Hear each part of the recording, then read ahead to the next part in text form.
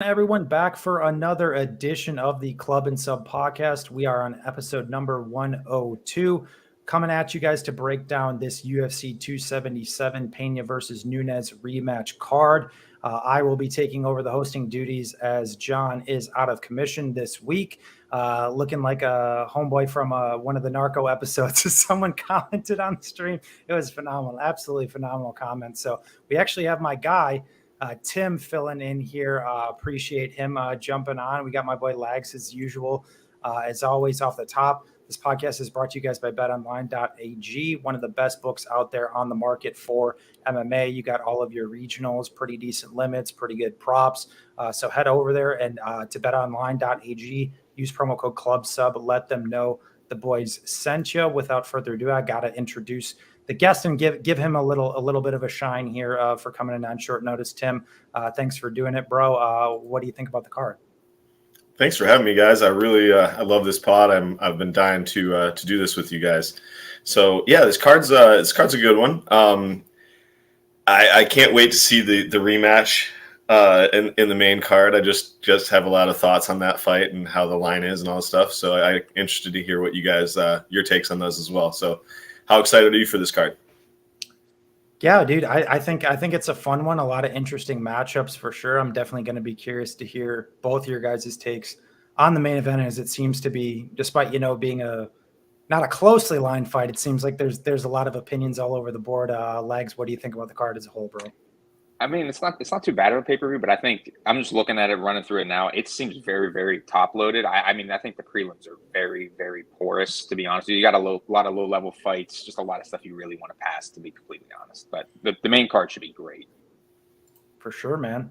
All right. Well, the people are here for the breakdown, so let's go ahead and jump into it. We got an interesting fight to Lags' point to start off right at the bottom. We got Orion Kosi taking on Blood Diamond, a.k.a. Mike Mathetha. I don't know officially what I think he's trying to get his name changed to Blood Diamond. Yes. Officially, I think that's the gimmick going on right now. But yeah, we got Kosi taking on Blood Diamond. I'll kick it over to our guest to start this one off. What do you think, Tim? I mean, yeah, I don't think that that Blood Diamond is really UFC level. I feel like he's kind of got the job because he's a buddy of Izzy. I don't know how, other than like Jeremiah Wells tripping on himself, that he lasted that long with Jeremiah Wells, especially watching his last fight. This is, on the feet, I think he has an edge a little bit because Kosuke is like really just wild and reckless. But the wrestling edge is really all you need in this fight for me. So I think Kosuke's probably going to finish him, probably just get him down, just pound the shit out of him is kind of way I see the fight going. I think the line's starting to get where it should be. I think the people that got on the line early made a good bet. For sure. Lags, what do you got? Yeah, similar to Tim, I mean, it's all about the grappling edge here. Kosi has a pronounced grappling edge, but like on the feet, like he said, I mean, he's super hittable. He's kind of untrustworthy. And at this price right now, I think it's more so accurate. Like, it's all in the grappling realm. I think he should finish him in likely under 1.5 rounds as well. So. Yeah, that's kind of my sentiment as well. The only issue I slightly have with Kosi, obviously, we sound like just completely death gas against homeboy Phil Rowe, but it's also kind of interesting too because the guy has, I think, 2 third-round finishes as well. So, I mean, prototypically, if you classify someone as a gasser, usually they're not, finishing guys in third rounds, especially, Contender Series 2. I think that was probably the best guy he had fought to date. I think Matt Dixon was his name. To boot, guy went out there, obviously had some struggles early, went out there and finished him later. But to your point I would still say Wells is obviously a better wrestler, grappler archetype than this guy is. But that's our data point of what we have, and it did not look pretty. Kosi's pretty reliable to wrestle, even when he stands. He chucks his hands, and our overall tape on Blood Diamond's pretty limited. So even in the one fight you go back to regionally where he won via decision, for a guy who allegedly has 100 kickboxing matches under his belt, I don't think he's a very good striker, to be completely honest with you. Like, he kind of reminds me of like a prepubescent baby giraffe. out there. Like his feet don't seem under him. He's throwing, he's like spinning, he's like turning away from shots and stuff. Granted, this was a second ago, but it's what we have to go on. So I don't know how high level this guy is on the feet really either. And Kosi chucks bombs and throws hands. So, when this fight's standing, I don't necessarily think it's like one-way traffic for Blood Diamond, unless you're, I guess, banking on the narrative of him, having over 100 kickboxing fights and him potentially getting better in recent years. That was the unfortunate part of the Wells fight, is that we really saw no stand-up in that fight at all. Wells just pretty much took him down early after he tripped down the cage, which is probably one of the more funny things, probably one of the more funny things out there. But yeah, I'm with you boys. I kind of think Kosi takes him down, probably gets him out of there early. Am I, running the window delay, minus 170 on him? I don't know about that, just with the cardio potential concerns and just complete unknowns on Blood Diamond in a lot of ways. But I do think it's a favorite or pass situation. All right, we got another high-level fight coming up. We got my boy Nego Mariano taking on Ehore Potaria. Legs, get us for us. So, I understand, I see a lot of love for the Nego Mariano side this week, and I get it. He's an enthusiastic grappler, but I think that's all he really is. He's not really a good grappler, which might be enough here because Ehore's really hasn't shown much in the defensive grappling realm. But I don't really think Nick is all that special, to be honest, on the feet either. He's pretty much a punching bag on the feet as well. Not a great grappler, not a great striker defensively. I don't know. I don't see the confidence really, to be honest with you. So for me, it's a pass, but I understand the dog angle. Yeah, I'm kind of with you there as well. I think if you got in on Neg a week or so ago on some of those earlier lines when he was around plus 150, plus 140 or so, I think that's just a decent value-based bet on a Contender Series fade, to be completely honest, just because we see these guys and girls come in pretty consistently and be overrated. They're overpriced. And I think long-term, you're probably sitting decent, but to your point, 2 legs, I don't think Nego Mariano's, very good. And, there's an argument he maybe even shouldn't have a UFC win, right? I think he lost the Nchekwu fight. He arguably lost. He beat Ike. That's his only win, 1 and 2. I'm sorry, the Ike win. Yeah. Yes, I'm sorry, but I think he's at 5 UFC, so he arguably could be 1 and 4 in the UFC, because the Kamer fight, you can make the argument there he potentially lost that one too. But I guess my take is that I think Potaria is aggressive, but I don't think he's very technical. I've seen him taken down by pretty bad guys to boot. I just don't have a great read on the fight. I think it's a complete slop fest. I think the wrestling and grappling, cage push, grindy narrative, I think makes it interesting for Nego Mariano. And despite his hit ability, the guy's shown he can take a shot. He's tough, even when he faces adversity. Go look at his debut against Saperbek Safarov, where he came in on short nose. Dude got the absolute shit kicked out of him. A lot of guys would have probably just turtled up, folded, quit in that scenario. The guy didn't quit. And like I said, he got his ass kicked in that fight. So that's one thing I do like, at least in this particular spot. Not the fact that he got his ass kicked, but the fact that he showed he can handle overwhelming amounts of adversity and not quit. Where I think Potaria is only four of his 20 wins have come against guys that have winning records. So the guy's just the definition of a can crusher. How well does he face adversity? I don't know. Even in 7 of those fights where he's fighting can crushers, they've went to the cards. So it's not even like he's killing every single one of these guys, who don't even have a pro fight or a pro win, right? So big red flags on the Potaria side, but he is still only 26 years old.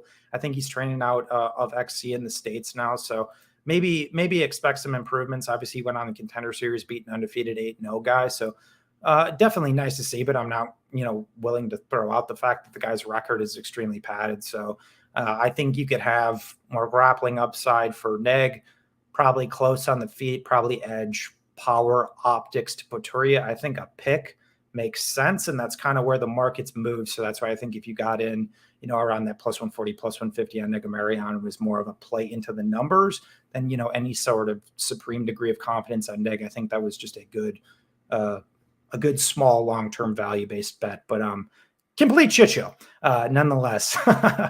Tim, what do you think, bro? Yeah, I'm not going to rehash a lot of what you guys said. I think you guys both broke it down really, really well. Not a bet on this fight, so I don't want to really make it that long either. Too many unknowns really on Ehore. Like you said, is he just a total fraud? Is he a can clasher? Can smasher? Most likely. The durability, I think, is the factor on Nego Mariano that if you are betting, I think he would be the side. Just when you have a guy that you've seen kind of a little bit more of the data, I think you just go with that. No play for me, but I might take the split decision on this because I think they're going to line it pretty wide. Yeah, and real quick, my boy Mushroom says, does this fight go to decision? Honestly, if I was to play the fight, I would take my blood pressure medication, have a few beers. I think that's the side, though. I honestly do. I think at plus money, it's probably greasy, sloppy. To Tim's point, you're kind of banking on the Nego Mariano durability, but at the same time, you're also kind of playing into the ether on the other side of that, where the guy hasn't faced a ton of adversity on the Potaria side. I think BetOnline opened it like plus 150 on the over 2.5, which got hit pretty hard immediately. And I think that corrected back down to more of the pick 'em price. So if I was able to get, kind of on that plus 150 over 2.5, I think that was probably the play at pick. I don't think you're getting a ton of meat on the bone there for some potential unknowns. So the fight goes the distance is plus 150. Okay. Yeah. I guess, I was just referencing the over 2.5 from the open, but yeah, I mean, I think gun to my head, that is actually how I would rather play the fight than back aside, personally. All right, another booming high-level fight. We got Fire Fist, Ji-Yeon Kim taking on Jocelyn Edwards. I'll kick this one off. Another fight I do not have any sort of confidence in really at all. What I will say, I do think Kim probably should have won the last fight against Cachoeira. It was just those last exchanges where she got busted with those elbows and she started bleeding. I think that's kind of what swayed the judges in that fight. But I thought, honestly, she was the more effective striker overall in the fight, and might be a hot take. I kind of think she beat Molly McCann too, if we're actually looking at from like a technical effective striking standpoint. I think she was the more effective striker, but that's a big BUT. In WMMA, we know that optics are a big thing, and that's the problem I've always had with Kim. I actually think she's a pretty good boxer in relation to the level. Of course, I'm not saying she's a high level boxer. Like in relation to the level, I think she's a pretty good boxer. She's consistent, throw her hands. She lands a shitload of significant strikes per minute. I think she's reasonably technical. She doesn't kick a whole lot, which I don't love. But I think she's decent. She's fought a pretty strong strength of schedule at the boots. People look at her 3-5 UFC record and say the girl's, complete dog shit. But it's like the girl still landed like 60 significant strikes on Alexa Grasso, like who's now, one of the best fighters in the division. Like I said, argument she beat McCann. I think she did beat Cachoeira. But to me, once again, it comes down to optics. And that's where this fight is interesting to me, because Edwards has shown a lot more aggressive components and the willingness to go forward in a lot of her fights. But even in the last fight against Pasquale, she kind of played like a slower, methodical, I'm just going to kick this girl like 80 times from the outside. And that's how she won. But she also got hurt significantly to the body in the first round of that fight. And Ramona Pasquale is fucking horrible. So I think that needs to be noted. My point is that if she tries to play like an outside-based game with Kim, I think Kim's going to actually look like a really great bet at plus money. But if she goes kind of like old school aggro, I'm just going to throw strikes, go forward, I think that might push her, on optics. And I did put out a tweet earlier this week. We are in Texas, guys. We're in Texas, which is not known for the greatest judging in the world. So, on these type of fights where there's a lot of questions where you think it's like close, do you want to be laying chalk on that? Like, even if you think it's, you got like 5-6% or something like that, it's like, no, you're playing with too much variance. So I think, if people got in on Kim earlier, I think that was an okay play, but it's another spot where I'd want a much bigger buffer on Kim. Like I'm talking probably closer to like plus 170 to really get there. Cause I think it's a close fight at the end of the day, despite me thinking she's a better technical striker. Not always what gets the job done clearly, in the last two fights against Edwards who might come forward. So I am going to reluctantly pick Kim, more so on a value perspective, but I think it's a close fight at the end of the day. What do you think, Legs? Yeah, I think that's kind of what's tough to really have a confident read on this fight, because I think at the end of the day, you're going to get a 50-50 striking fight that's likely to go the distance. I don't think you're going to have any really grappling upside. I've seen some people talk about Kim wrestling, this and that. She's never really done it in any fights. Tough to bank on. I mean, people said that in the Cachoeira fight, and she shot no takedowns there. So I don't really expect to see anything different here. I think we see a close 50-50 fight, goes the distance. And yeah, I mean, I don't really hate anybody taking the plus money on Kim. I thought it was a really bad look in the last fight for Edwards. I mean, she obviously, you touched on it, she got hurt real bad in the first round, but she just looked like lethargic out there. I mean, it could have been also she was fighting in Singapore. They were fighting early on in the day. So not to add a ton of narrative into the soup, but like I think it's 50-50 fight, and Kim's likely the better striker. So I don't hate any plus money shots on her. Tim, what do you got? How many units on Edwards? Yeah, I mean, this is a classic. For me, I love betting props, as you guys know. So I'm going to be betting the split decision props on this one. And by point, I mean, I may even just go by points on both sides because it's plus money on both sides, and then just hit the splits. Like Lag said, I think this fight is going to go to decision at a very high clip. And, you mentioned it as well, Luke, about the last fight against Pascual. She did get hurt, and I also think like the kicking was specifically just designed to counter wrestle and just make sure that she kept space. And if she does throw hands, this fight is way, way, way closer than it seems, and it's just a classic like volume versus like a little bit more moments and stalking. So I think the judges, like you said, are going to be really bad, and they're not going to know what to really value. So split decisions on both of them are like 7 and 8 to 1. Not bad. I think that's a great look, to be honest, dude. This has the makings of a split decision fight completely. So if you guys have access to split props, I think that is probably the best way to go and sprinkle both sides, to be honest. So, all right, let's move on. We got Michael Morales versus Adam Fugit. I'm not 100% sure how to pronounce his name. I'm not going to lie. I did not look much into this just because I think Fugit has like one fight in the last 3 years in which he clocked Renfro in like 50 seconds. And he's a guy that I'm personally not very familiar with. And just from my general handicapping style, if there's a guy I don't know much about, I'm not too familiar with, like I want like a recent sample of tape to know, where this guy is truly at. I don't have that. And then you factor in that he's coming in on super short notice. That adds a whole nother wrinkle of variance to it. So honestly, I can't speak to this fight too intelligently. Maybe you guys taped it a little bit more than I did. I do think the Morales kid is a solid prospect. He looks pretty well-rounded, but 23 years old at the end of the day, still pretty young, not overtly battle-tested. So always brings some concerns, when you're laying -500, -600 with those type of fighters, which I wouldn't advocate for personally, and think it's probably just a good pass spot, at least from an outside perspective as someone who did not overtly look at the fight. But Tim, what do you think, bro?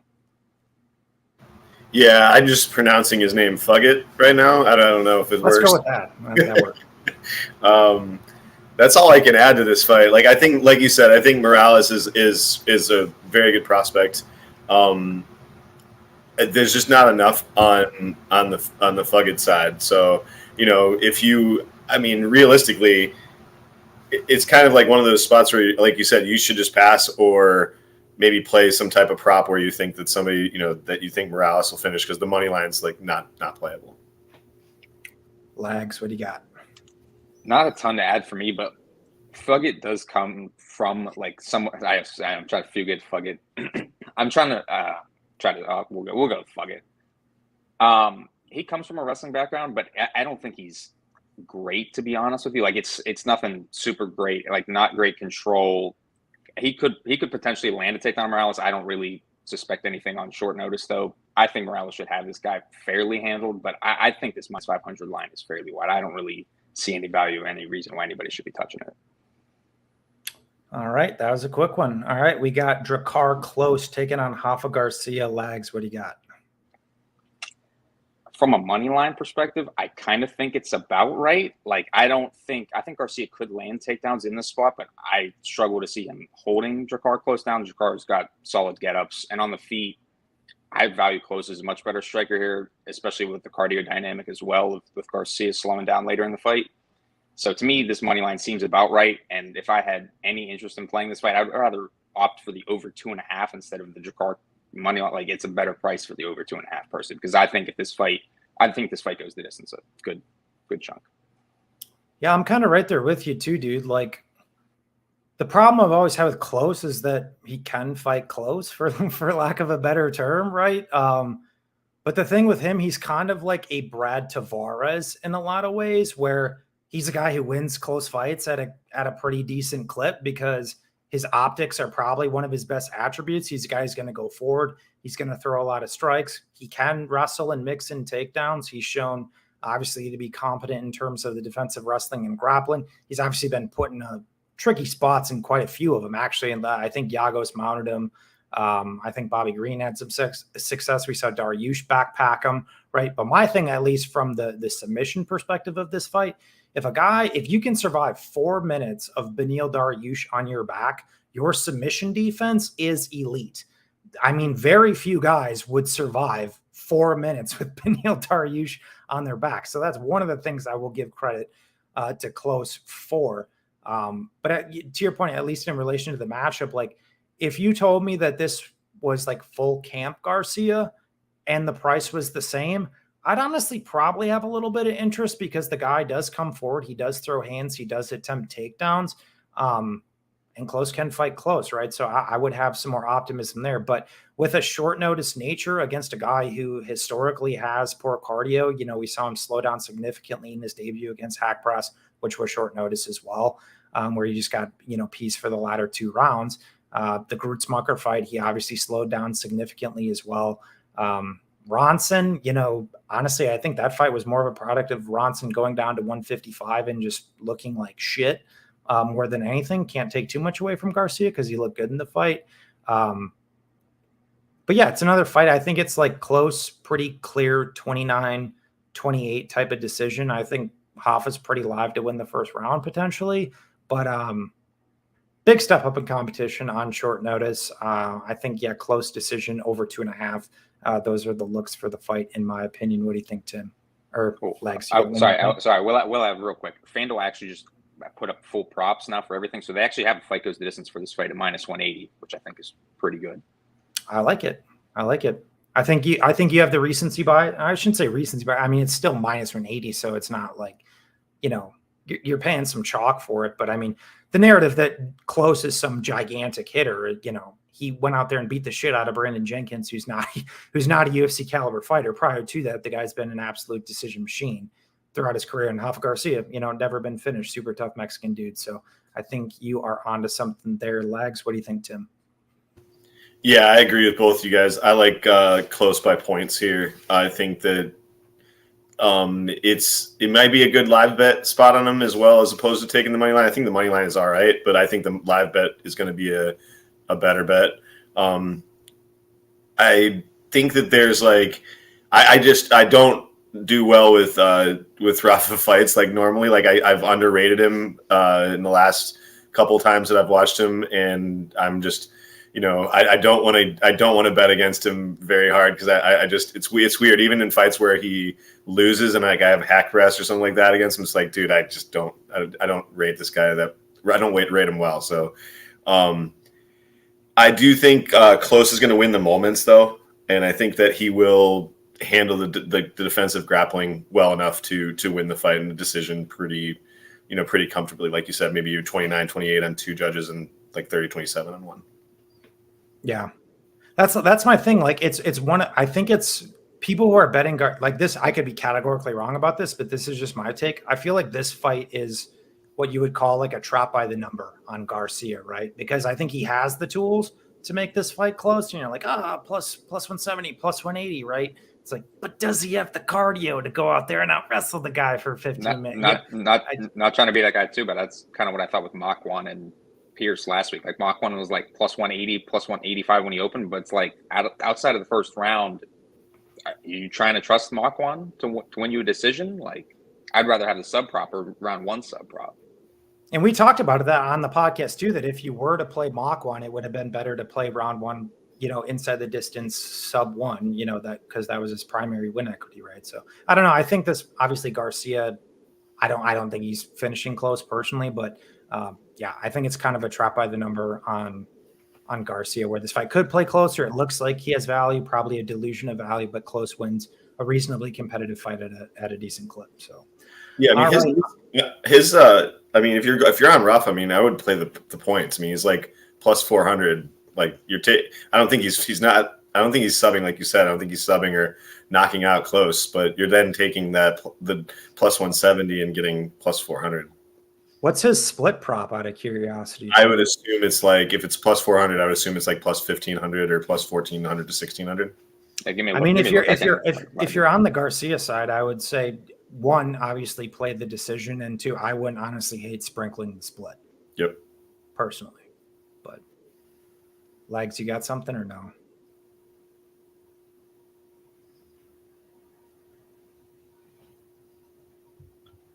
So I got Garcia by split is 14-1. Yep. There you go. Tim calling it to a T, the master of splits, 14-1. Yep, 14-1. There you go. Now that's kind of how I'd look at it. But all right, moving it along to the people's main event of this card. Fuck Juliana Pena. Fuck Amanda Nunes. We got, ladies and gentlemen, we got Dontel Mays taking on Hamdi Abdelwahab. There we go. I got it right the second time. I'll kick this one off. I don't think Dontel Mays is very good, to be completely honest. But I have a bet on Dontel Mays. I played him at minus 140. Missed even. I guess he was a dog. He was a pick at certain points earlier in the week. I think those were just absolutely phenomenal lines. But minus 140, I was happy with. I think Mays probably should be 66, 70% in this matchup. Despite him not being anything special, and this guy coming from an Olympic, Egyptian background, from what I've seen on tape on this guy, it's just not pretty. Like even coming from that background, it's not like he's just guiding on legs for 15 minutes, as you would probably assume from some of these other guys. I mean, he will stand and strike, and I think his striking sucks. This guy has beaten, guys who belong nowhere even near a cage. So despite my issues with Mays, one, I think his takedown defense, his get-ups, his general defensive grappling, his offensive wrestling has improved a lot in recent years from some of, his earlier fights with like Alan Crowder and shit where, it did not look particularly good. And then, Mays is going to have like an 8-inch reach advantage in this matchup. The guy survived, damn near 3 rounds with Cyril Gane, who's one of the most, or one of the best heavyweights in the world. So, It once again, it's not me having any confidence in Dontel Mays because I don't think he's very good, but I think it's just a pure play into the numbers in the spot. It's like, prove to me why this guy should be competitively lined in this fight when he's beaten nothing but cab drivers. Like if I lose, which is why I'm not like loading up on this by any means, because once again, I don't think Dontel Mays is anything special, but like to me, it was just like an auto bet. Like, all right, bro, prove to me that you're only like plus 120 against Dontel Mays, a proven established UFC fighter who's actually looking pretty good recently in his run. So I jumped in on Mr. Mays at minus 140. I think he's like all the way up to like minus 180 now. What do you guys think? Go ahead, Lex. All right. Yeah, I guess where the line's currently, so he's currently minus 196 on FanDuel and then minus 190 on DraftKings. And to me, that's like more or less right. Like I think Mays standing, like you touched on, the 8-inch reach advantage is huge. I think Hamdi's really going to struggle with the size advantage on the feet just to even close space. The guy's striking is pretty much just coming forward, trying to land overhands. He could clip Mays. Mays has a 42% striking defense, and he just doesn't defend strikes well. But like you touched on, Hamdi's opponents, these 2 BKFC fights, those literally look like 2 guys that they just pulled out of Walmart and then just threw right into a cage and were like, fight them. Those fights both lasted under 30 seconds. I think this should be a walk in the park for Mays. I really, the only danger for me, I would say, would be like avoiding the round 1. I think Hamdi could just pressure him early, maybe land a big shot, but I think this should be a good spot for Mays. Tim, what do you got, bro? Yeah, if you haven't watched the tape on Hamdi, do yourself a favor and watch the tape on this guy, because there's Or don't. yeah, I'm really, it'll take you like 5 minutes. So like it'll honestly take 5 minutes, and it'll be like deathbed material where you'll, on your deathbed, you'll be like, I'm really glad I watched those Hamdi fights. He's like there's like a leaflet of like Egyptian wrestling champions in the world, and I guess he's on that list, short list of Egyptian wrestling champs. He's going to probably get nuked here, most likely, pretty early, if he doesn't get a takedown. I got him minus 120, and I actually, honestly, I'm being dead honest, because I agree with you. Like, I don't rate Dantel at all, and like it's kind of like I felt kind of gross at minus 120, like minus 120, like hitting putting a decent amount of money on him. So when he loses, I'm going to be like, God damn it. Like, this is the way it goes. But it's the right bet. It's just a classic process over results bet. And there's nothing about this that says this should be remotely close to evens. So that's just, sometimes you just got to bite the bullet and just bet the number, obviously. And it's the right thing to do. So. Yeah, Wait, what about the guy that Hamdi fought that looked like an optical illusion? Like, his body was like a pear. Like, it was like, do you know which guy I'm talking about? It was. I don't know his last name. It's Matt. Matt was his first name. I remember. I can't remember his last It name. was unbelievable. That's what you. If you only tape just for that fight, it's worth it. The guy looks like. I think somebody said he looks like a melted ice cream cone, which is like totally It's like an optical illusion. You look at him, you're like, is my TV wrong? Hold on a second, and then you're like, TV's fine. Everything's good. This is an actual person. He looks like this. The analogy I came up with, you guys just listed two great ones. The one I came up with was a bowling pin. that's the one I came up. And the last thing, and we'll get off this fight too. This Hamdi guy's coming on less than 2 weeks' notice, right? Like, we're talking about heavyweight, right? This guy's coming out here and beating people early, or he's just not facing any resistance, or like hammer fisting guys in the back of the head and getting himself DQ'd and shit with no process. It's like, it's one thing when it's like short notice guy at like 145 or whatever, who's came from like LFA. You're like, okay, this guy, he's actually fought in a decent promotion, smaller guy, a little bit more optimistic for his card. It's like, what the fuck does this guy's cardio look like on short notice against a massive step up in competition too? It's like, can he sit there and go out there, and people look at the Egyptian wrestling and all that bullshit. It's like, can he go out there and even wrestle for more than 5 minutes? I don't know. I guess we'll find out. So, yeah, I think anybody who was early movers on this is sitting pretty. The books royally fucked this lineup, I think, more than any other fight on the entire card, as the entire market has came in on Dantel. Mays, Dantel, do it for the boys. Don't fuck this up, Dantel. Don't do it. All right, on to a bit of a better fight. We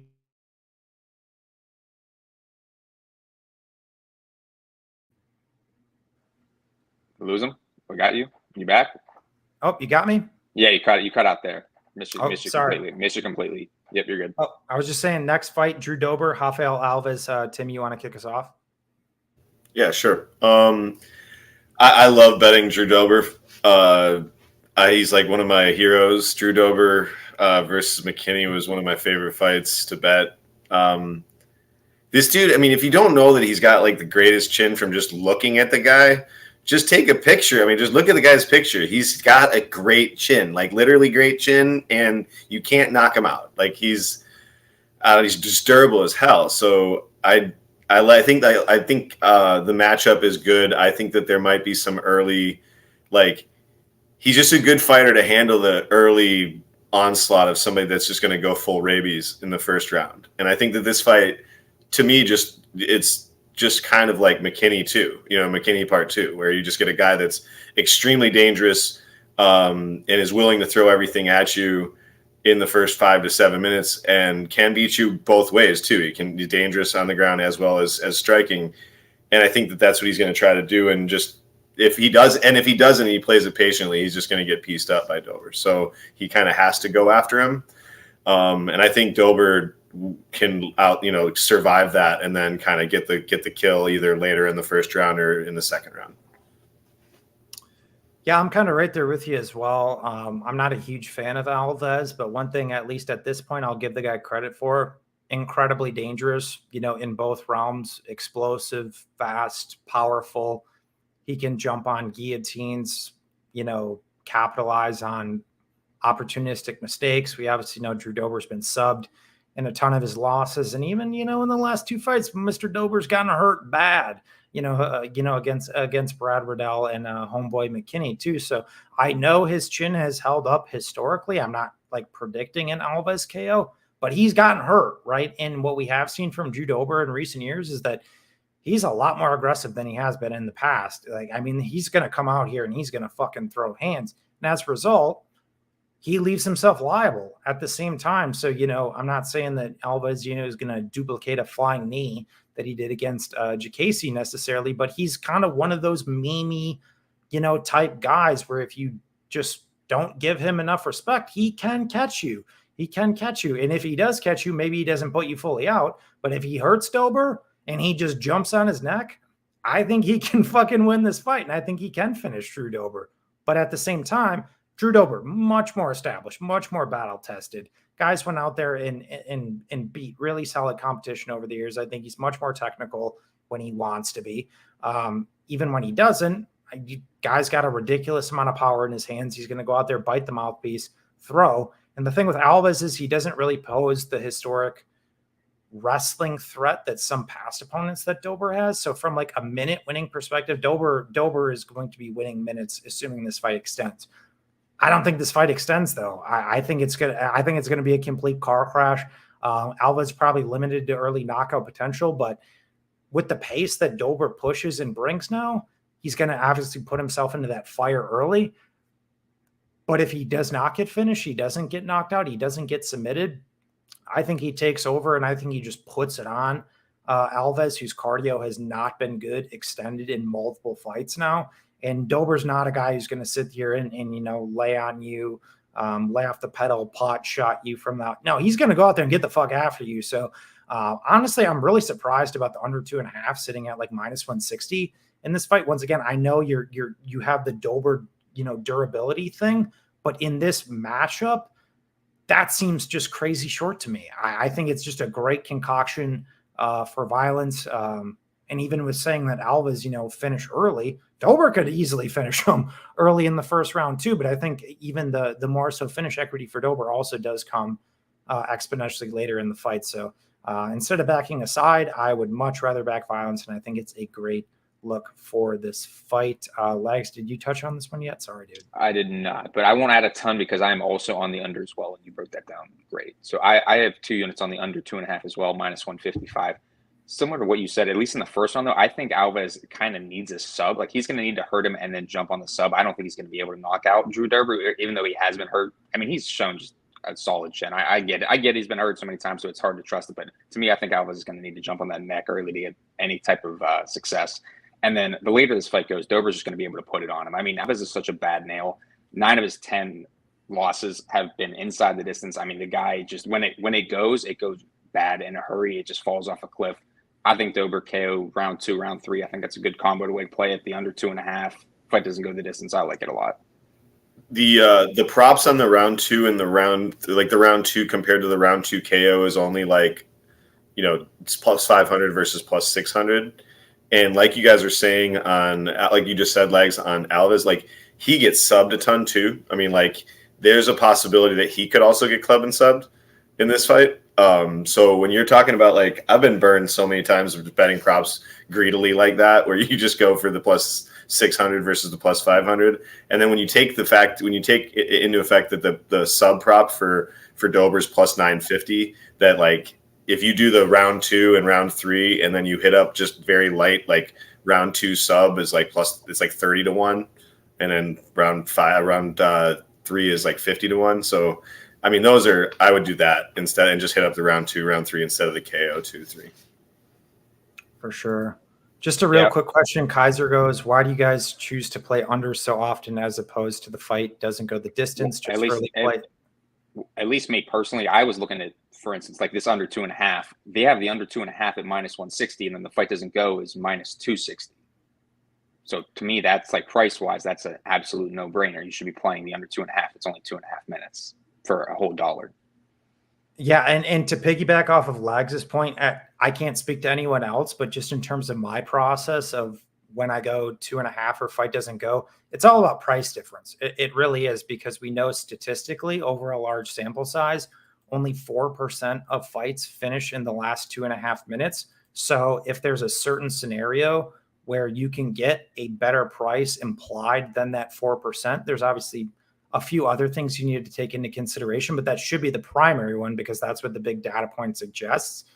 In this particular instance, to what Lags just referenced, long term, yeah, you might get burned here and there, right? But long term, assuming your reads are correct and you're playing into that number, you're coming out on the right side more often than not by taking the better number. Sometimes it does make more sense to take the fight doesn't go. If it's close, if it's a 10 cent, a 20 cent difference, right? If the stylistic consideration doesn't make sense, then you take the fight doesn't go. But in this particular instance, minus 160 on a fucking car crash for 12 and a half minutes in comparison to going 260, pretty easy play for me to like, make.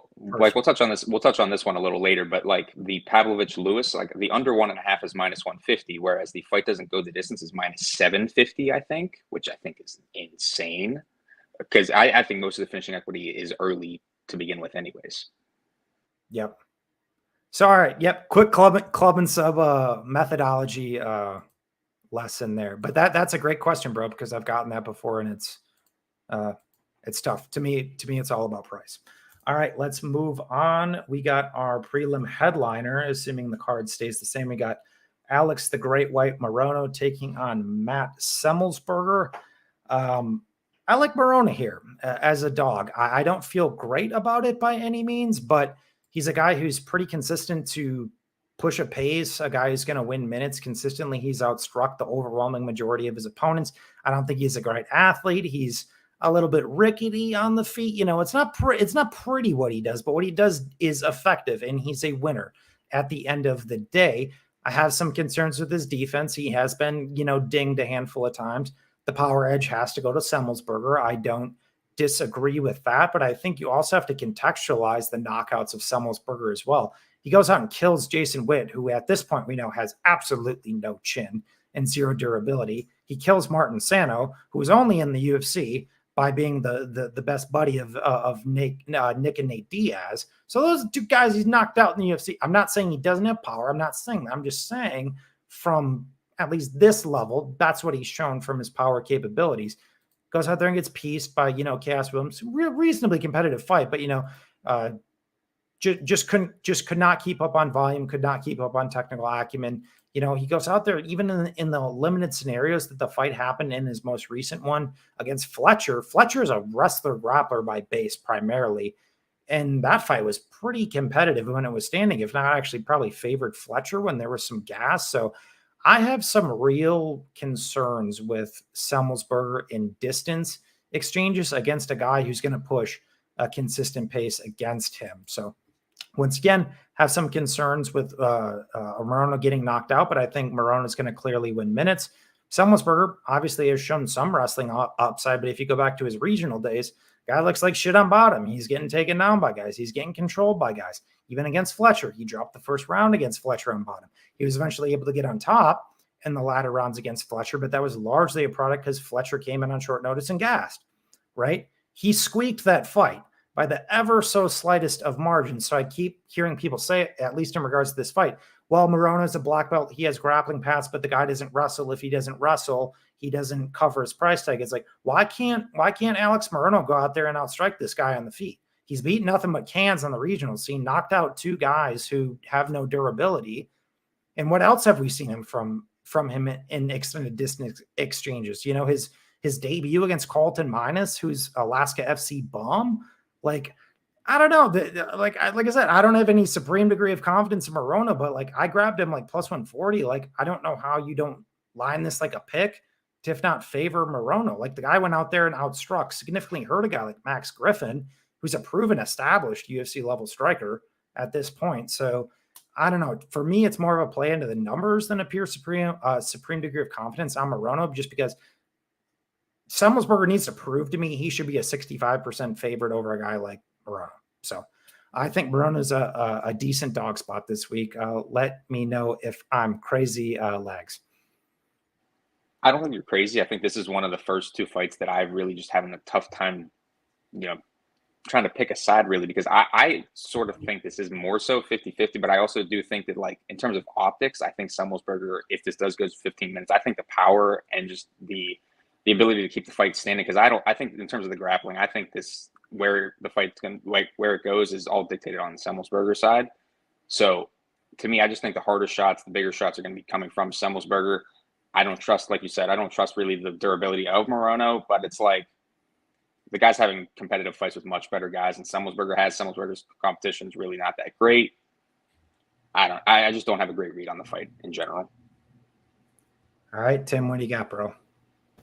Yeah, earlier in the week, I was on a Spaces, I won't name which one, but I was getting roasted because everybody's like, who's your dog of, who would be your dog of the week? And I'm like, probably Mariano. And everybody's just laughing their ass off, like, why? He sucks. He's not good at anything. I'm like, name what he's bad at. Like, obviously he's not athletic. He's like, there's lots of things but he's just well-rounded, and he's a smart fighter. And he just, like you said, I mean, in this situation, it seems to be like a 50-50 fight. And if you're going to get plus 140, fine. Like, it's good edge. Seems like a fight that if he doesn't get, like, just bonked in the first round, that the fight goes, and then it could set up again like a classic, like, split where you're like volume versus moments, and you're like, all right, how are they seeing this fight? And I do think, like you said, like, I do think that Matt determines where this goes, and if he does decide to wrestle, I think that the jiu-jitsu edge is on Moreno's side. I think that he's going to have the ability to potentially sweep or do things on the ground. I think he'll have the edge there. So yeah, I'm not. I haven't bet it yet, but I'm thinking I'll probably take a shot on Mariano, take a dog shot, or take him by points, and maybe bet the splits on this one.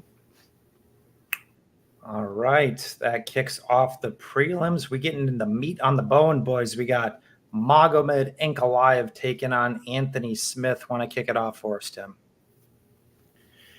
Yeah, I mean, it's just a weird. The line, I think, is a little bit wide, but I feel like Ankalaev is just one of those dudes where, I had him last fight by KO against Santos, and I was just like screaming at the television, just like, what are you doing? Like, I can't believe it. Is like, just grapple. Constantly just yelling at TV. And then I hear a bunch of people say the same thing. Like, they're like, oh, he's not grappling. He's not doing this stuff because he just wants to see if he can go 5 rounds. I'm like, why? Like, what do you like? Okay, just to see if you can. Like, other than, like, if the finish is there or your easiest path is there. So he just always fights close, like really, really, really close. And even if has the talent, has the ability to be a champion. But at the same time, I feel like he's not going to hold that long because he fights so close, and it just razor thin margins from the feet, and he doesn't fight very, like, aggressively enough where you're saying, oh, this dude is just guarantee winning decisions. Like, he's going to win decision after decision after decision. And I feel like there's going to be somebody, I don't think it's Anthony Smith, but, like, that is durable enough, can strike with him, and has just an all-around game that can do that. But I think the division is just generally not that strong. So I feel like if he does what he should do or what he could do, I think he could be champion.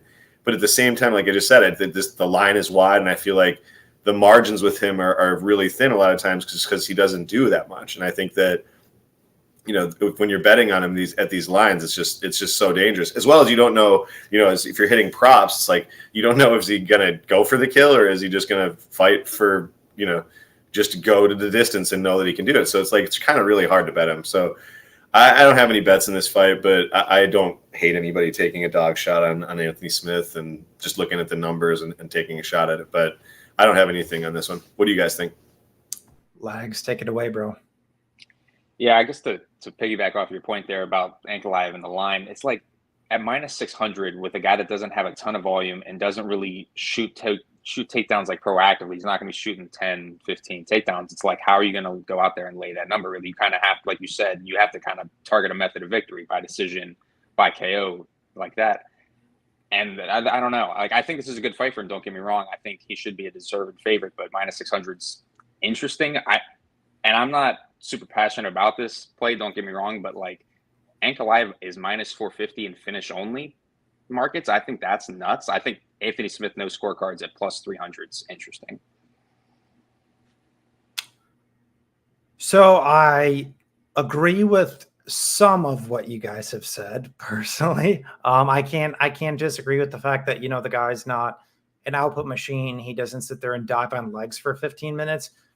I just think he's one of those guys who's so smart. He's so tactical. He's so technical that he doesn't need to be that guy. And he's proven that he doesn't need to, land 5 significant strikes per minute. He doesn't need to land 4 takedowns per 15 minutes because he's just going to go out there and he's going to play his game. And I think he's a guy who, maybe he's not blowing guys out of the water minute to minute or, blowing guys out of the water in general necessarily, but you have to also factor in the defense of this guy because I've heard a couple of people say, at least from the Smith side or whatever, okay, well, if Anthony Smith just goes forward and throws strikes, he's gonna make this competitive. He's gonna make this greasy. It's like that's not as if it's like easy to go out there and hit Magomed Ankalaev. Yeah, he's been dinged a couple times. I concede that.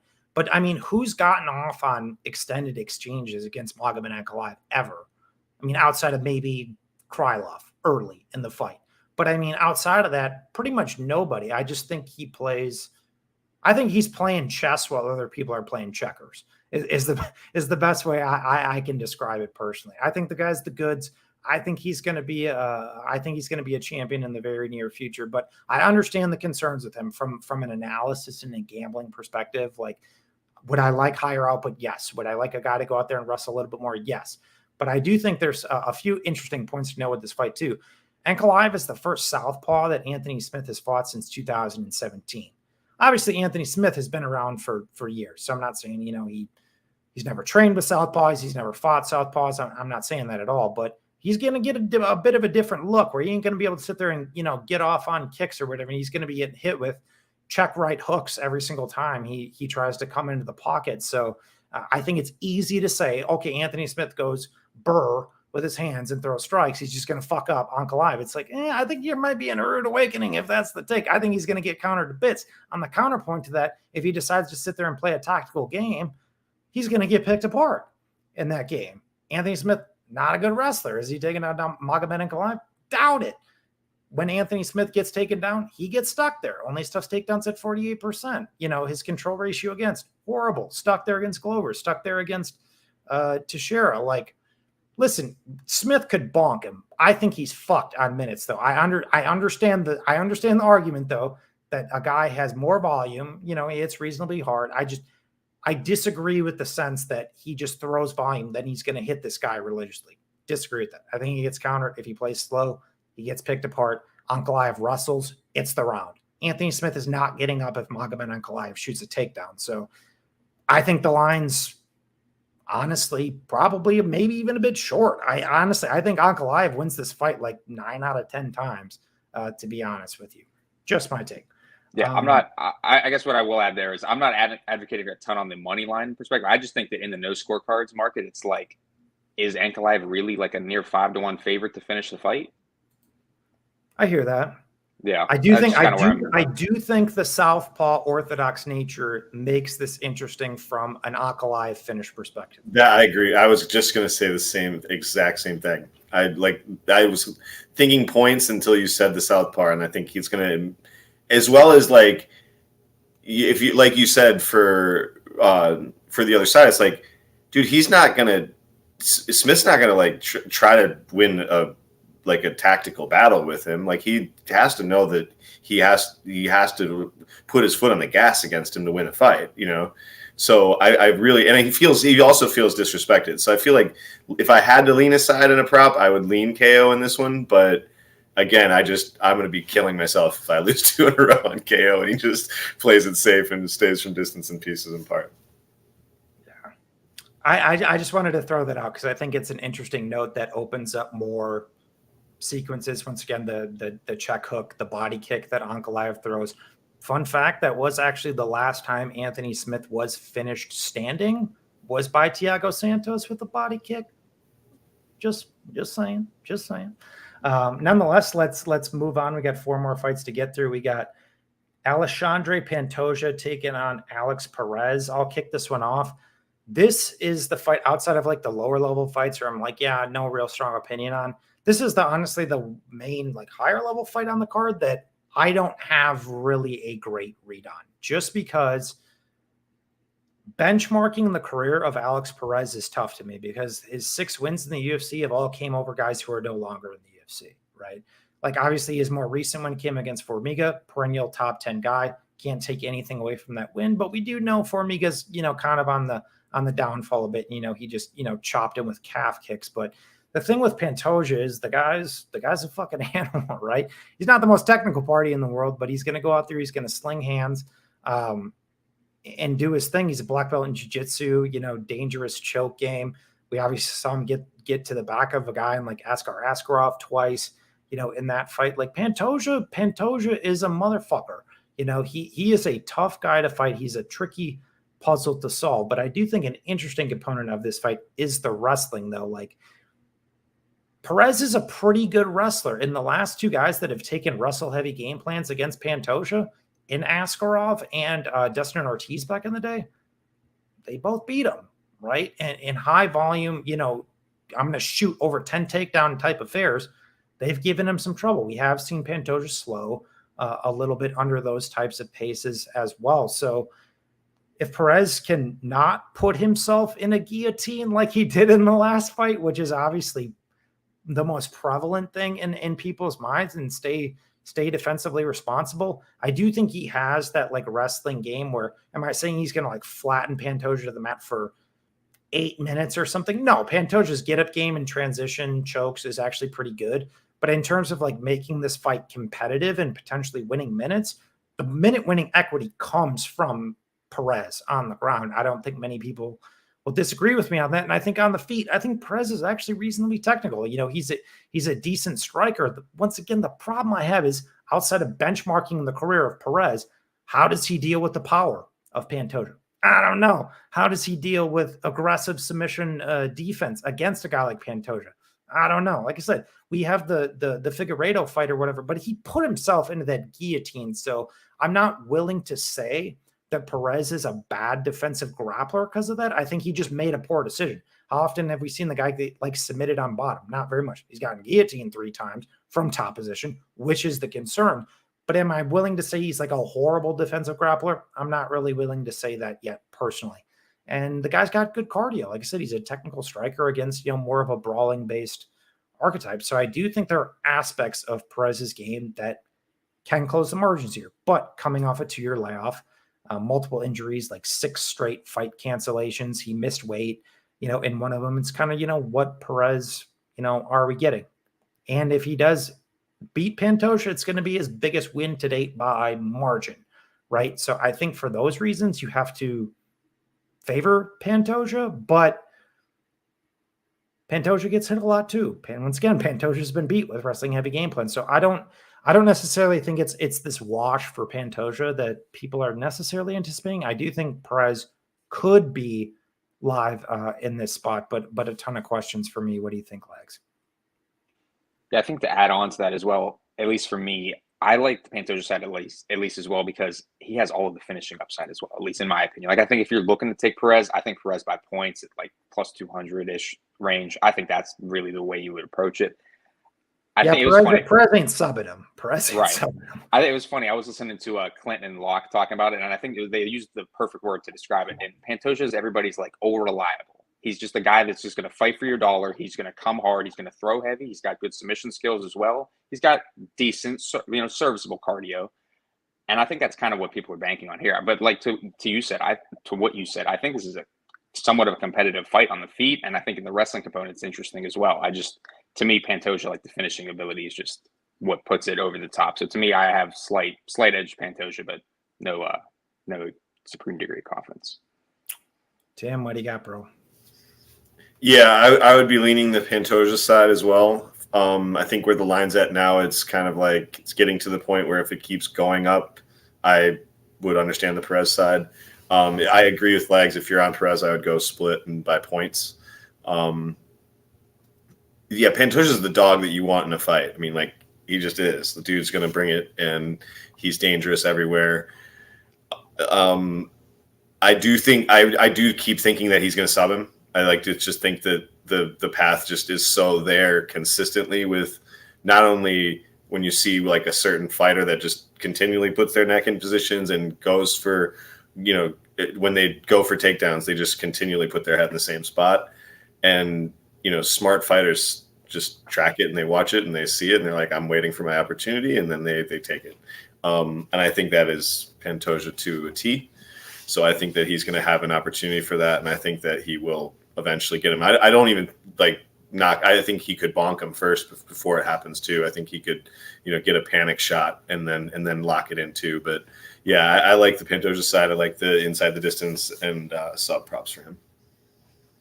Good points. The last thing I want to say for this fight though, too, once again, I'm not trying to say like I'm a Perez truther here, because honestly, I don't know. I like I said, I think there's aspects of his game that can make this fight closer than the odds indicate. I'm picking Pantoja.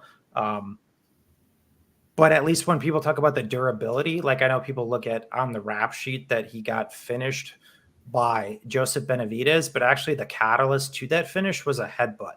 So it's not like Joseph Benavidez, clocked him, with an overhand finish. No, he got hit with a headbutt. He couldn't recover, and then he got finished with ground strikes. So that's just one little thing I want to put out there where people say, no, this guy's not durable now or anything like that. Kind of thing that's bullshit, and it's not really proven at all. Could Pantoja clock him? He absolutely could. I'm just saying historically, to say that he's not durable, I think is not a responsible take, in my opinion.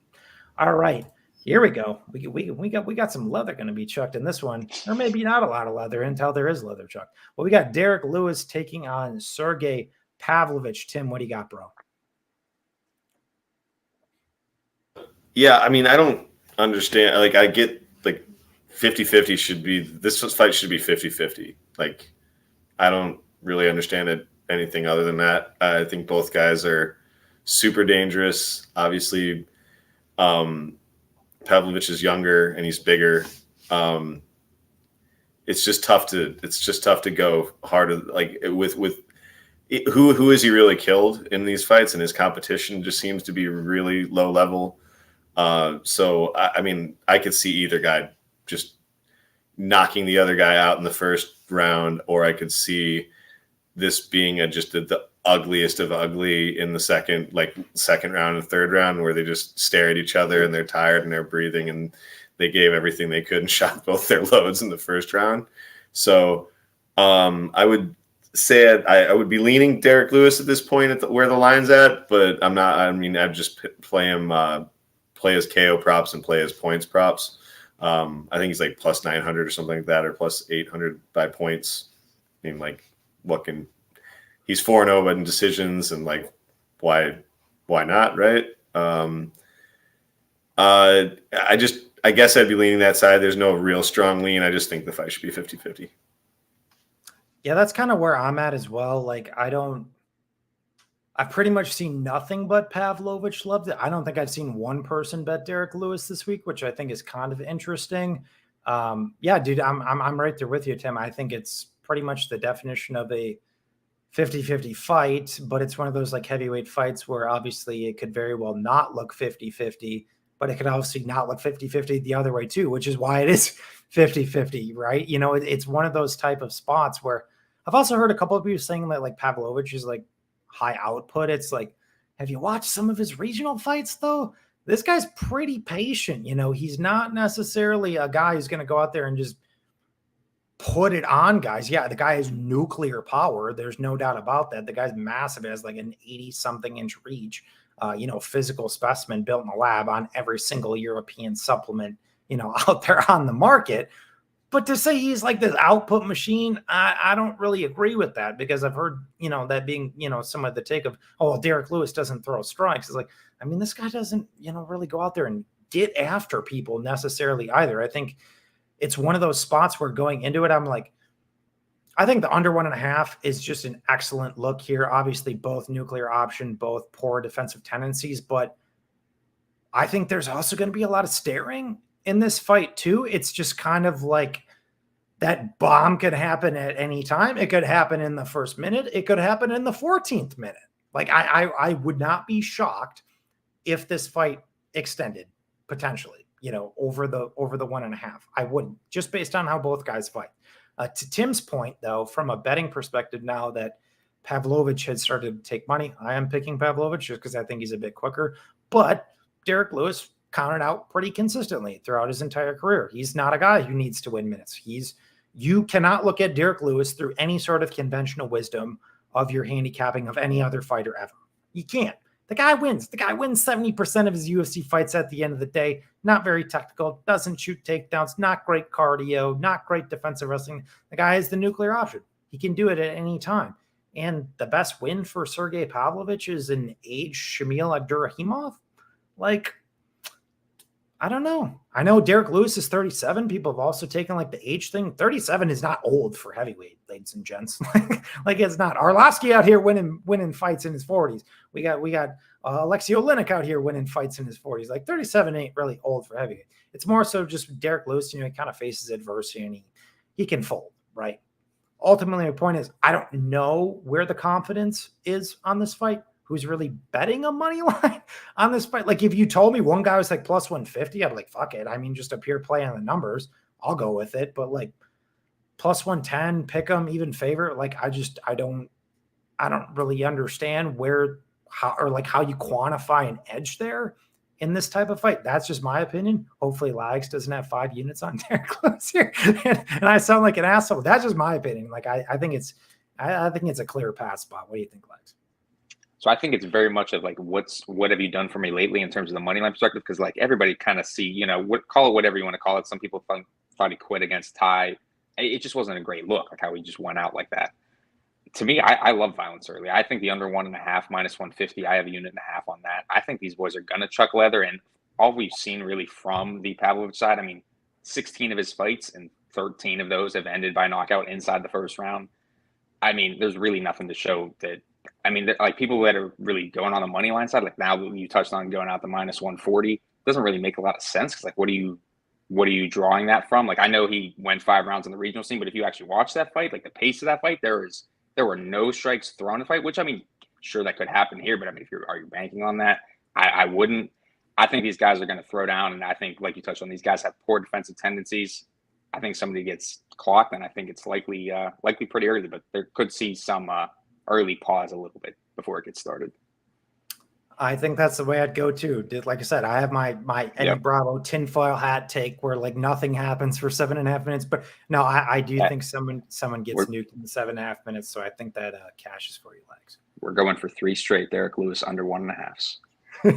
There we go. The stars have aligned. The stars have aligned, ladies and gentlemen. All right, now we're getting to the fun stuff. All right, flyweight championship. Brandon Moreno taking on Kai Kara France. Legs. What do you got?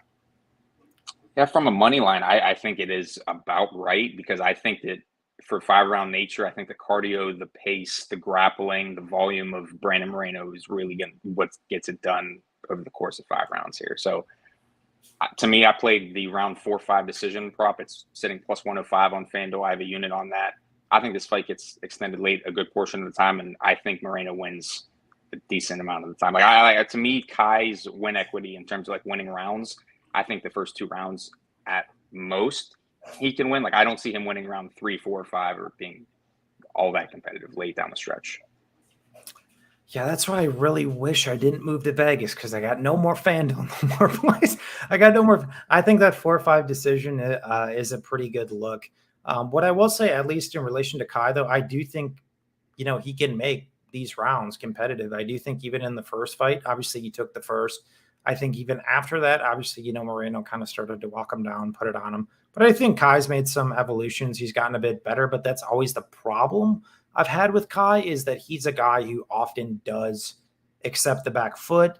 And especially in general, I don't like people who play the outside unless they play at elite. But at flyweight, in a very fast, high-paced division, I don't particularly like that from Kai. Obviously, I know he's landed some bigger knockdowns knockouts and hurt some guys.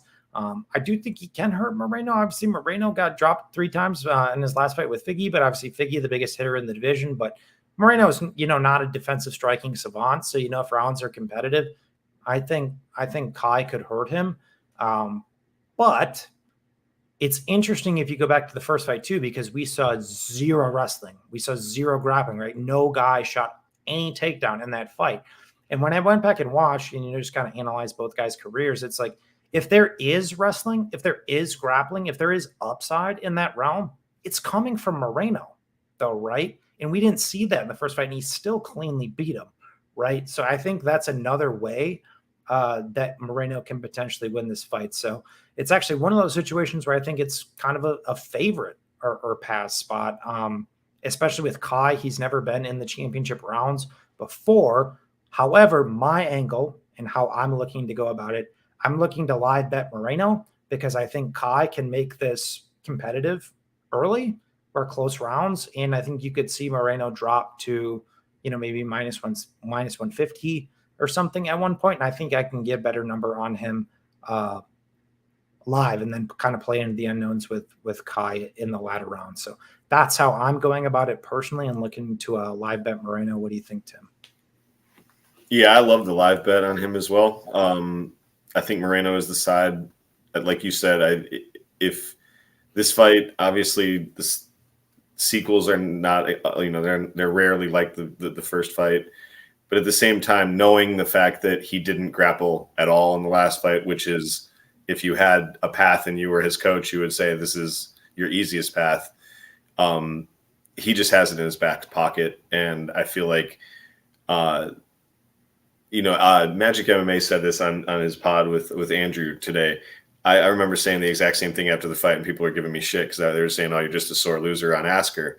I'm like, dude, if Asker sinks in the sub, like he looks minus 1,000, but he doesn't sink in the sub. He's on his back for the entire round, and everybody's talking about Kai Kara-France like he looks like he's minus 500. And it's like, yeah, fights changed dramatically because of these little dynamics, and I think that that's the way that this fight goes. Like these little dynamic changes of like, what if? It's like, okay, well, how does Kai win? It's like, does he knock him out?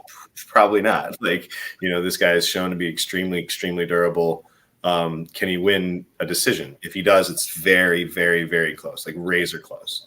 Probably not. Who has better cardio? Who's shown to go to distance better? Moreno. And it's like, who has the edge on the grappling? Moreno. I just feel like later the fight goes, you're going to start to see Moreno take the fight wherever he wants. And I feel like if he does ever get him on the ground, I feel like the sub is very, very live. And I feel like I think Boncharin had a choke that was really, really close before he got bonked against Kai Kara-France. Askarov almost had him. I feel like this is a very good spot on Moreno and a very good part of his game that if he does get him to the ground, that the sub will be live. I think that I don't necessarily think that like, okay, any particular prop is like, oh, I'm going to hammer this particular prop. But I do feel like the sub is kind of like, if it does go to the ground, that's the most likely, this will more likely to happen than not. I don't necessarily think that he wins a particular decision or KOs or anything like that, or late round props that I'm like have any tremendous amount of confidence on. So I'll be betting the money line where normally I do bet props. So in this fight, I'll be betting the money line and maybe taking a stab at some late round subs or something like that. Yeah. And to strengthen your point too, Tim, like in a very close alternate universe, if Kai does not peel Asker off his back in the third round, whether he subs him or not, let's say you get a rinse and repeat of the first round where he backpacked him. I mean, we ain't even looking at Kai Kara-France in this fight, right? Askarov 29-28 decision. I mean, the margin, I can't take anything away from the guy. Props to him. Came back, went out there and won the last two rounds. The margins were still very, very, very close. So there's also a very real, very close alternate parallel universe where Kai Kara-France is not even in this spot either too. So I think you guys brought up a lot of good points. I think Moreno is the side. All right. Twitter battle of the week on a minus 300. Very interesting. Don't see that too often. Usually it's pretty strong consensus one way. If the book's got someone at minus 75%, everyone's in agreement. This week, not so much. We got Juliana Pena taking on Amanda Nunes. We got the rematch. Nunes lost her belt for the first time in the last 5 years. It's getting run back roughly 7 months later, and we are seeing it now on Saturday. What do you think, Lags? I think there's a lot to unpack. I guess I should say from a betting perspective, for me at least, I haven't made a bet, but I was looking at least that the fight doesn't start round 4, around that -150 mark. To me, this fight plays out one of two ways. Either we get a somewhat similar pace that we did in the last fight, where Pena is very live to break her in those second, third, fourth rounds, or really Nunes kills her in that first round. I mean, I think there's a very small percentage chance that it gets over and we're not seeing one of those two outcomes, because I don't think a Nunes top time decision is all that high percentage. I don't think this being a low output type of like striking kickboxing fight is that in play either. To me, I think either Nunes kills her early, which she had success in that first round, striking and grappling. But I don't know. I think Pena is just that durable girl to give her like that stiff test if she doesn't get her out of there early. So yeah, I like violence here, but a little bit hesitant on it on my part. Tim, what do you got, bro? Yeah, the only thing that I would think to like counter what you would say on the Nunes KO1, I do think that it's obviously a viable path for her, is that if she just looks at the last fight and just says like, I killed myself, you know, like if I come out just with a little bit more patience and just don't gas myself out and, adrenaline dump, basically. She looked like a debuting fighter. I mean, like she really did. She was just out of sorts in so many different ways in that fight.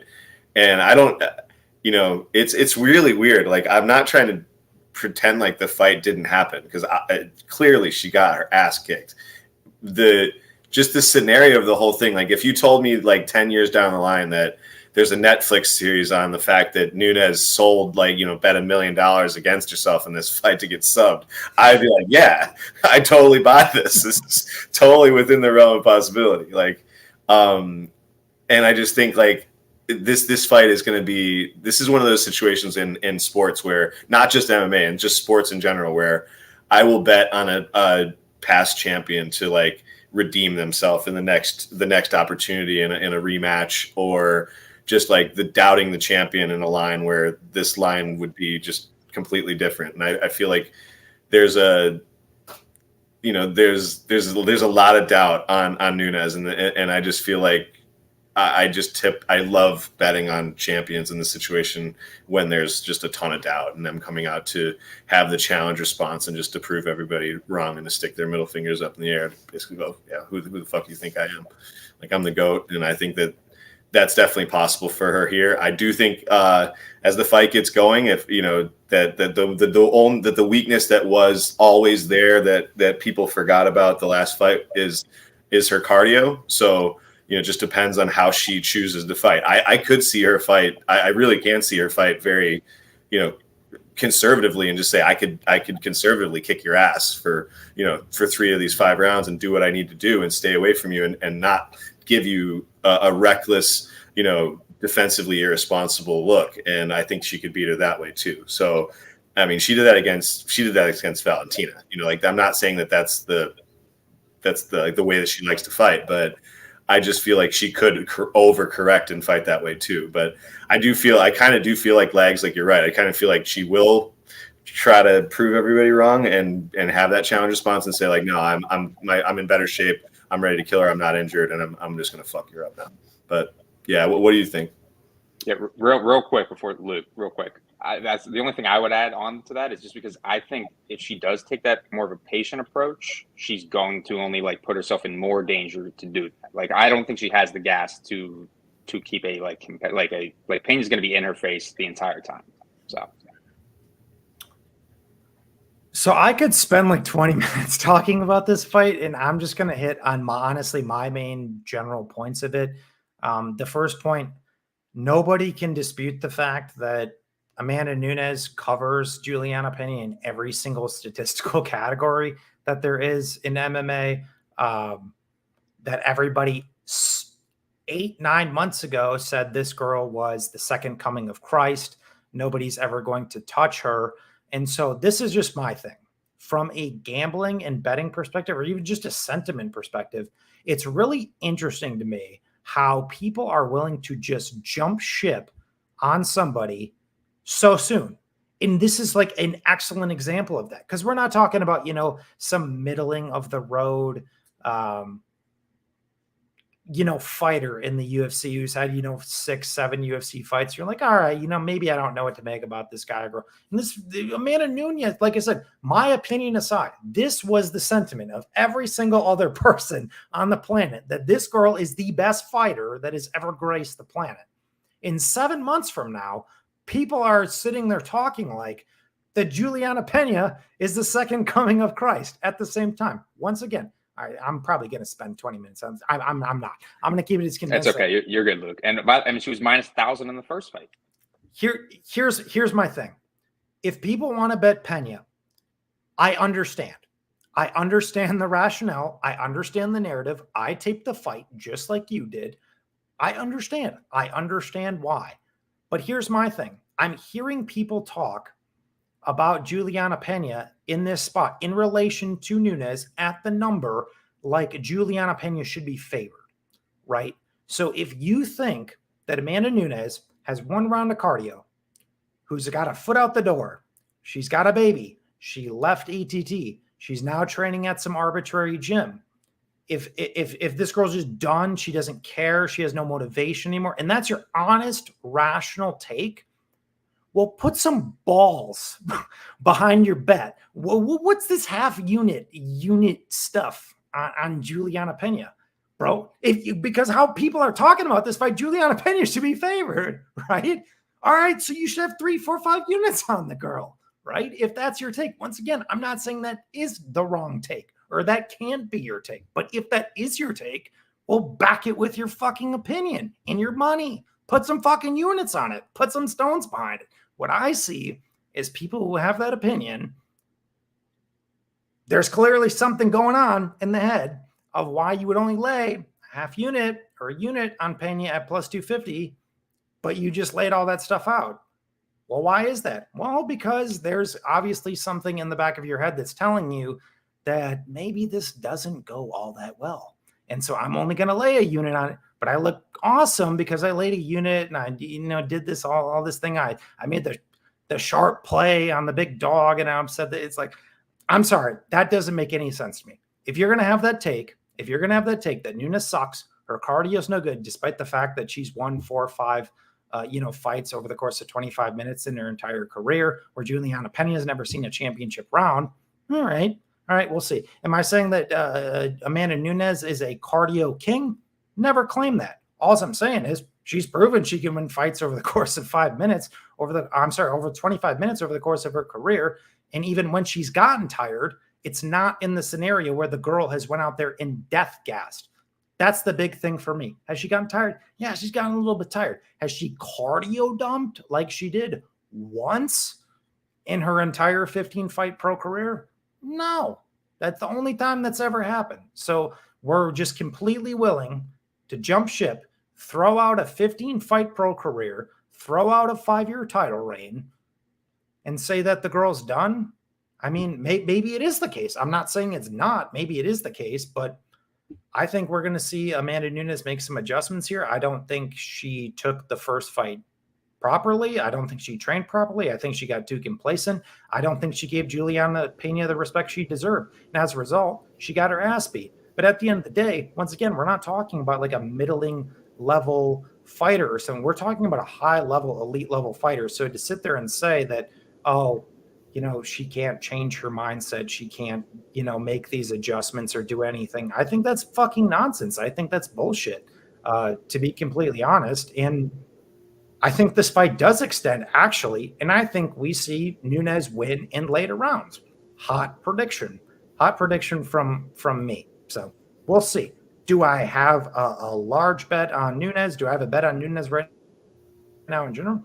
No, I don't. Honestly, because I think probably minus 300, given some of the question marks, is probably about accurate. But if the line's going to sit there and push down and you're going to give me Nunes like minus 200, that's just a complete play out of principle for me. So there's my tirade. There's my rant. No, you're good. I like it. I was gonna add at the end there that it's a shame you don't have any FanDuel states, because they actually have Nunes by decision at plus 416. If that interests you. Don't think that's a bad look. once again, people are going to clip this. Might be a hot take. Yeah. But the last thing I'll say too, even contrary to that, because Pena took her shots in the first fight, there's this automatic assumption that she's going to be able to take the shots in the second fight. Yeah. Like, it's like, once again, going back pre-fight, this girl's the best fighter in the world. She hits harder than anybody in the entire world. So because Juliana took the shots in the first fight, she can take them in the second fight? Maybe. I mean, you have that data point to reference, but like, does that mean that's a lock that she does take these shots? Like, I don't know, man. I think people are taking a lot of convenient opinions on this fight. One of the biggest things in sports is overconfidence when you see these gigantic upsets.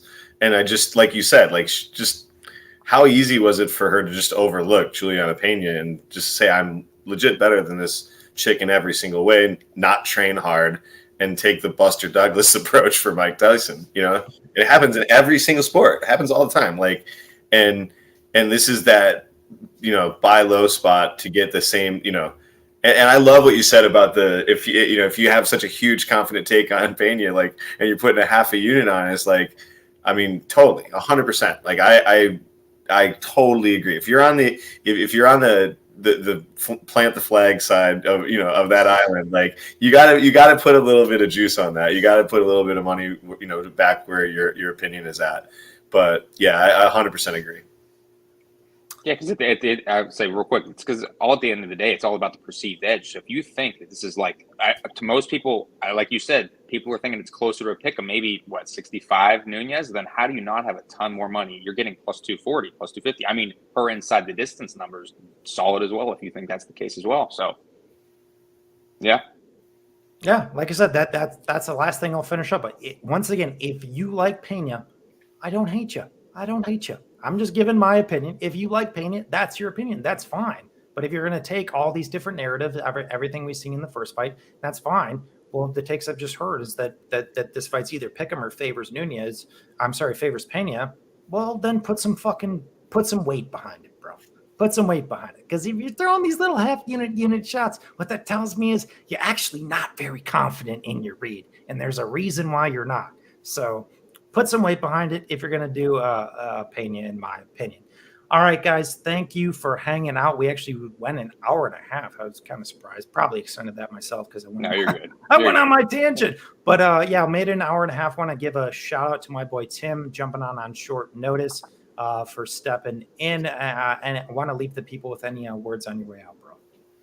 No, appreciate it. This has been a blast chopping it up with you guys. Yeah, just do the Narco Cops Lambo plays on Fridays.